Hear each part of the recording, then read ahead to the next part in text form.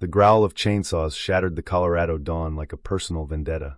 I bolted upright in bed, heart slamming against my ribs, convinced some lunatic was loose in my backyard. My name is Cole Harlan, and I'd built this cabin with my own 2 hands on 5 acres of towering ponderosas and oaks and Pinecrest estates, the civilized foothills community outside Durango where neighbors smiled while quietly choking each other with covenants. I came here for the peace, the wildlife, the way the trees whispered secrets in the wind. Not this. Barefoot in the dew, I stormed onto the porch. Neon vests swarmed the slope below, saws screaming as they dropped 70-year-old giants like they were kindling. "What the hell are you doing to my trees?" I roared. The foreman barely looked up, clipboard in hand. "HOA directive, sir. Emergency wildfire fuel reduction. Section 9.2 of the covenants. All good." "Good. Those are healthy native trees on my land. You didn't even knock on my door." He shrugged like it was Tuesday. "Talk to the president. We just follow orders." I yanked on boots and raced up the hill to the HOA office, a cutesy converted ranch house that smelled like potpourri and power trips. Karen Delaney was waiting behind her desk, bleach blonde bob sculpted like a helmet, pastel pink cardigan buttoned tight, pearls gleaming under the lights. The woman who'd once fined me $50 for a dandelion in the driveway now sat there sipping herbal tea like a queen on her throne. "Cole, darling," she cooed, voice dripping artificial sweetener. "I was just about to email you. The board had to act fast. The news is full of those California fires. Your grove was a tinderbox waiting to burn the whole neighborhood down. You leveled 80% of my woods without a single notice." I slammed my palms on her desk. No letter, no certified mail, nothing. She leaned back, manicured nails tapping the thick bylaws binder like it was holy scripture. "We posted it on the community portal and the listserv. You really should check your notifications more often, dear. And honestly, those trees were overgrown anyway. For the greater good of the community, you understand. Rules are rules." "Greater good?" I laughed, the sound sharp enough to cut glass. "Or greater profit. Let me guess, those logs are already on a truck headed to the mill, while you pat yourself on the back for saving us all." Her smile never wavered, but her eyes went cold. "File a formal grievance if you must. The Legal Review Committee already approved everything unanimously." Translation: her golf buddies and book club cronies rubber-stamped whatever she wanted.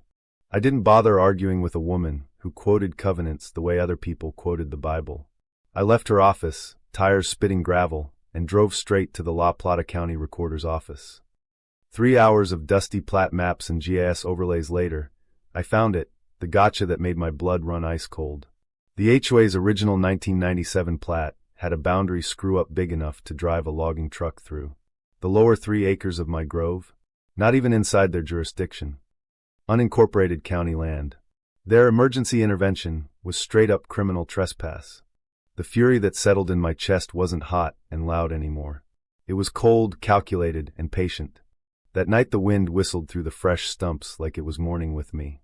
I spread every document across my kitchen table, old surveys, tax records, county ordinances. By sunrise I had a file thick enough to choke a lawyer. I called my cousin Riley, who prosecutes environmental crimes for the state attorney general's office. When I laid it out, her voice went razor sharp. They clear-cut protected native forest on non-HOA land without permits or notice. That's not mitigation, Cole. That's theft. Get me proof they sold the timber. I followed the mud tracks and diesel stink 10 miles to a lumber yard off the highway. The owner, a nervous guy named Buck, went pale when I dropped the maps on his counter. "Yeah, we paid 18 grand for that load last week. Came from Green Guard Services, said it was HOA-approved salvage." "Show me the invoice." Karen Delaney's signature stared back at me, neat and arrogant. "Green Guard? Registered to her son-in-law 2 years earlier." Riley didn't sleep. Subpoenas flew. Bank records cracked open like eggs. The scheme was almost elegant in its greed. Karen declared her own emergency, hired her family's shell company, sold premium ponderosa lumber for cash, and funneled the profits while cooking the books with fake hazard reports. She'd been doing variations of this for years. Padded landscaping bids, ghost security patrols, even pressuring an elderly widow into signing over a parcel for the community garden that never materialized.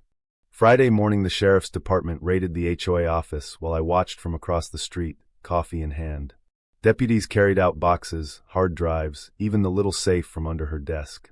Karen rolled up in her white Lexus, pearls swinging, trying to play the wounded public servant. This is outrageous. We're the ones protecting property values. The lead deputy didn't even look up from his warrant. Ma'am, you have the right to remain silent. Anything you say can and will be used against you, especially those forged mitigation logs you signed yourself. They cuffed her right there on the sidewalk in front of half the neighborhood, phone cameras rolling. The whispers spread faster than the chainsaws had. Is that about Cole's trees? She sold them? I always knew she was skimming dues. The local news ran the headline for a week. HOA president arrested in timber theft scandal. At the preliminary hearing, Riley laid out the paper trail like a masterclass in karma. The judge, a no-nonsense woman who'd seen too many clipboard tyrants, didn't hold back. This wasn't stewardship. This was greed wearing a cardigan and hiding behind bylaws. 2 board members flipped for immunity within days, singing like canaries about years of inflated contracts, fake invoices, and forged conservation easements. One elderly couple came forward with medical records proving they'd been pressured into signing away land, while one had early dementia. The total fraud climbed into 6 figures. The trial lasted 4 days. Karen sat stone-faced in court, still somehow managing to look like she was the victim of an ungrateful neighborhood. The jury took 90 minutes. Guilty on every count: grand theft, fraud, falsification of public records, conspiracy. 22 years. No parole for 12. The judge's final words rang through the courtroom. You abused the very trust this community placed in you, Ms. Delaney. Today that trust is returned with interest. I didn't cheer. I just watched her face when the gavel fell. No tears. No apology. Just the stunned realization that the machine she'd built to control everyone else had finally turned its gears on her. In the months that followed, the county stepped in, froze the HOA accounts, and dissolved the entire association. The covenants evaporated overnight. No more fines for bird feeders or mailbox colors.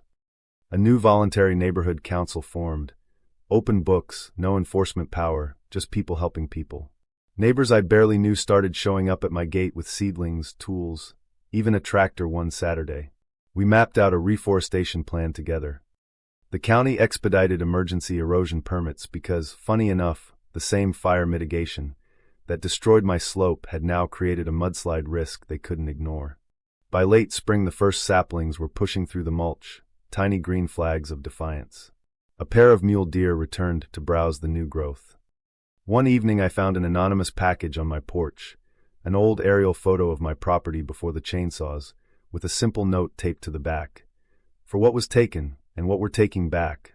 See you at the planting day. I stood on the upper slope where the big ponderosa used to stand, watching the runoff slow and the soil heal. The land remembers. So do I. True or false?